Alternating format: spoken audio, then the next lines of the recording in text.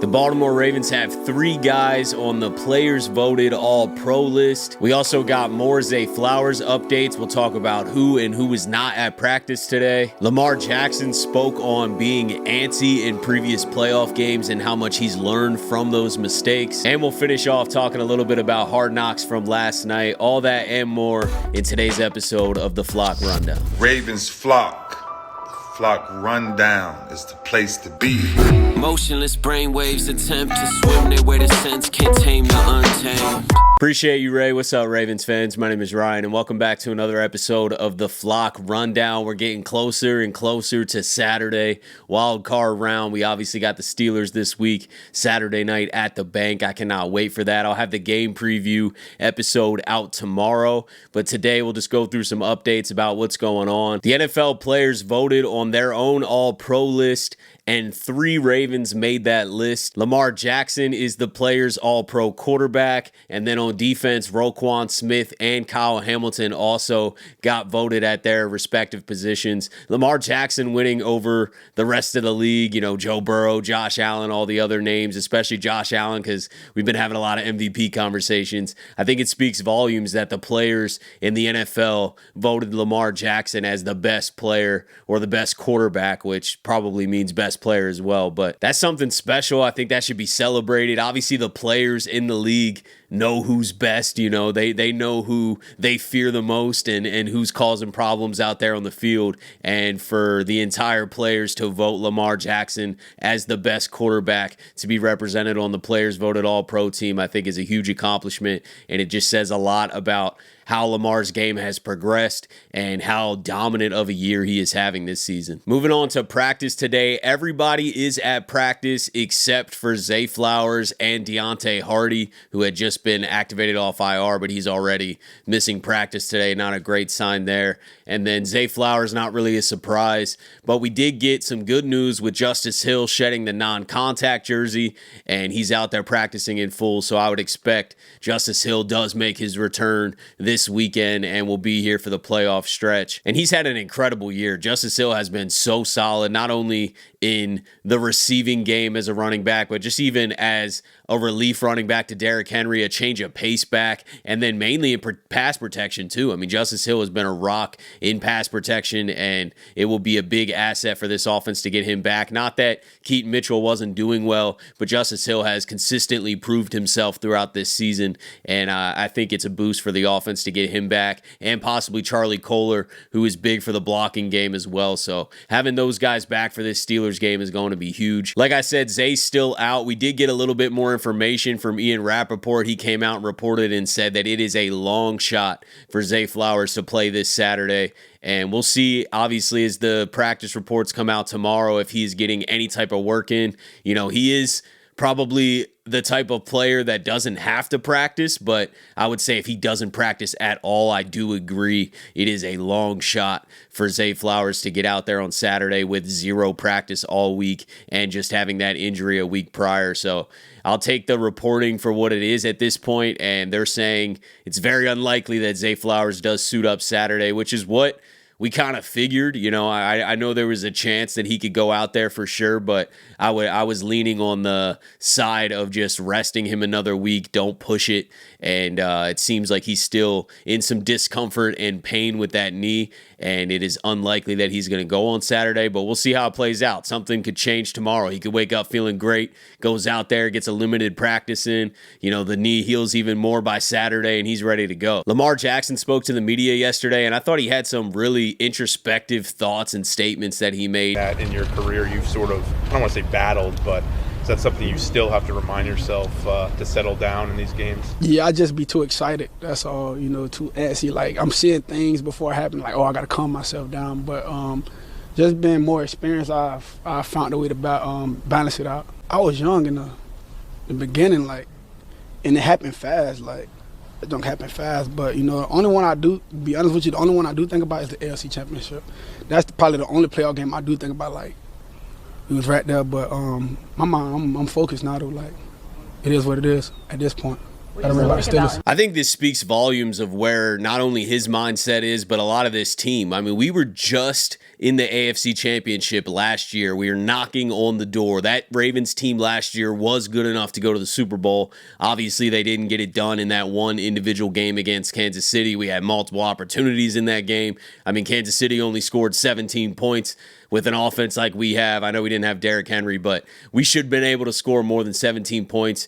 Obviously, that game's in the past, but it's not in the distant past. And I think a lot of these players, everyone that was there last year, especially Lamar, is still thinking about that game and has learned a ton from being that close. This Ravens team is not a team that is lacking confidence or questioning whether they can get it done in the postseason. This is a team that is hungry to get revenge from last year, and it is one game at a time. Obviously, we got to beat Steelers this weekend. That should be all of everyone's focus. But just as a fan and looking from a broader scope of what's going on, I just feel like this is the perfect situation for the Ravens to learn from their mistakes last year and use that because it's still fresh on their mind. It's going to feel like they were just here yesterday. I've talked a lot about how similar this season's run is lining up to that 2012 Super Bowl run, and it's because that year before in 2011, we had another AFC Championship collapse just like we had last season, and that same team got back there the following year. And I remember Ray saying, it feels like we were just here yesterday, and I think that's how it's going to feel for this Ravens team in this playoff run. It's going to feel like they were just here yesterday because a lot of these guys were in this playoff run last year. This is the same team. It's still very fresh on their minds, and I think you use that fuel of just losing the previous season, and you use that to catapult your focus and lock in and execute at the highest level that you ever have because you know how it can slip away. You were just there. You just were knocking on the door, and I think a team that was just knocking on the door, and then you added Derrick Henry, so you got Derrick Henry added to this equation, plus all of that experience. I think that is the perfect formula for this team to go on a run. Obviously, it is week to week. We do have to handle the Steelers this weekend. We'll talk a lot about the specifics of that game tomorrow, but I'm just saying I really like what I'm hearing from Lamar. I was too antsy in the past, and I'm still thinking about that Chiefs game from last year, and it's just fresh on their minds, and I think that is good, though. I don't think that's a negative. I think that this team, having won 4 straight heading into the playoffs after the bye, and having the recency of last year's playoff run right there in front of them and definitely on their minds, I think that's only going to be fuel to go out there and play their best football during this stretch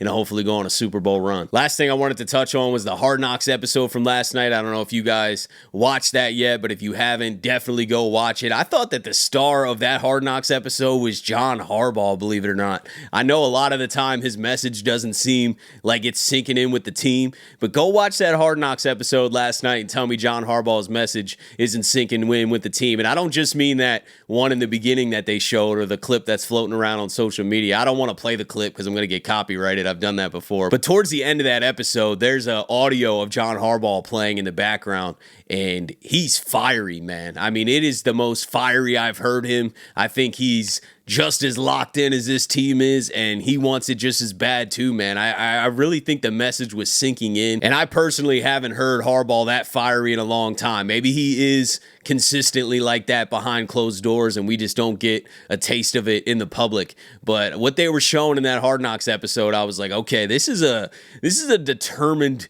fiery Harbaugh that is really speaking to this team, and they're listening. It was not the normal Harbaugh up there, and the team's kind of not really that locked in. And I felt the opposite energy from Pittsburgh, and it really shows you what winning and momentum can do, right? Over a month ago, the Ravens had just lost to the Eagles, and the Steelers were rolling, and all of a sudden, Tomlin's messages in the Hard Knocks seemed like it was sinking in a lot more. I'm like, man, the way he's talking to his team is really hitting, I'm relating to it. I feel inspired. I feel hungry to go out there and accomplish something. I'm not playing in the game, but I just felt inspiration and fuel from it. And I wasn't getting the same message from Harbaugh. When he would talk, I wasn't feeling that. And then all of a sudden last night I'm watching this and I'm like, nah, it's flipped. The Steelers team doesn't seem as bought in. They're questioning things. There's a clip of Russ trying to talk to Hayward. You got to believe we can do this. And he's like, yeah. they're not locked in. They're not all bought in. And now Tomlin yelling and speaking to the team isn't hitting the same. And I just think it's so interesting how winning and momentum can kind of change that. You know, the Ravens are now AFC North champions and have won a bunch of games in a row heading into the playoffs. The Steelers have lost 4 straight heading into the playoffs and are looking worse than they have all season. And the coach's messaging is hitting different. And it seems obvious, you know, that would happen. You know, I know winning is super important, but it's really my biggest takeaway from watching that Hard Knocks last night, outside of just enjoying it. Hard Knocks has been super fun because we've been winning a lot, so it's been nice. But I definitely have heard and saw a different side of Harbaugh that I really love. And I really feel like the Ravens team is locked in, determined, and believes that they can go on this run, that they can go dominate teams and go on a Super Bowl run. And I'm not getting that same belief. The vibe is different in Pittsburgh right now. And you can really see that kind of screaming through the TV when you watch it. And if you haven't noticed that or weren't watching it closely enough, just go rewatch that episode and let me know what you're thinking, because I really feel like the messaging has switched, man. It was not that long ago that we were like, oh, I kind of wish we had Tomlin talking to the Ravens, you know, like his messaging is so much more powerful. And I'm not feeling that way right now. I don't think that same messaging is sinking in. I'm seeing a lot of Steelers fans on the internet talking about getting rid of Tomlin, and it's crazy what losing can do, because just a month or so ago, it was all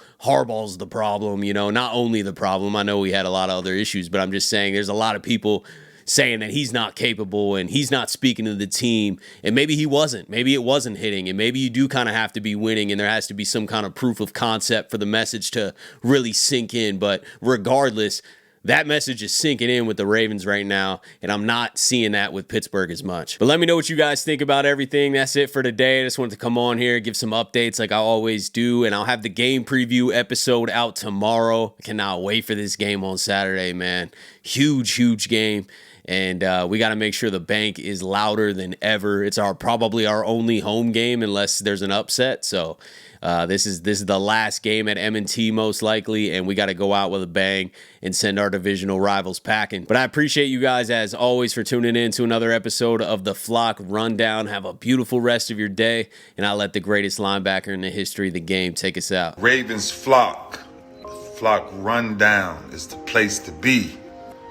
My man Ryan has been a lifelong Ravens fan since he was born.